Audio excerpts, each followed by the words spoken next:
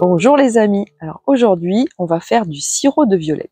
On est au mois de mars, les violettes sont en fleurs et j'ai une amie qui a une toux sèche persistante, d'irritation. Le sirop de violette va faire des merveilles de ce côté-là.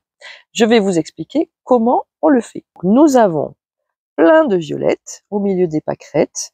Alors les pâquerettes, on peut les utiliser en salade. Les petites fleurs de pâquerettes se mangent et elles sont très très bonnes. Donc nous, ce qui nous intéresse, ce sont les violettes. Donc je les ramasse une par une. Je prends juste les fleurs et je les mets dans de l'eau de pluie. Je les laisse environ une demi-heure au soleil. Donc toute la surface doit être recouverte. Et ensuite, eh bien, je vais aller chercher du miel de pays, bien sûr, bio. Et je vais vous montrer les étapes petit à petit pour faire le sirop de violette. J'ai mis ma préparation dans un bocal et je vais la laisser toute la nuit. Et demain matin, je m'occuperai de faire le sirop avec du miel. Mes fleurs ont baigné toute la nuit et je vais les mettre dans une casserole.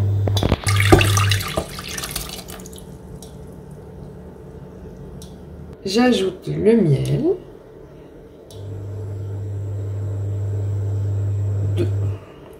Poids pour poids, la même quantité d'eau que j'avais avec mes violettes. Je remue avec une cuillère en bois et je mets à feu tout doux.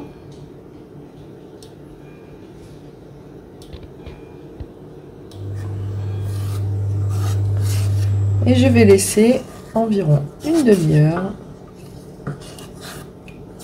légèrement frémir. Si ça se met à bouillir, je diminue encore le feu pour ne rester que avec le frémissement.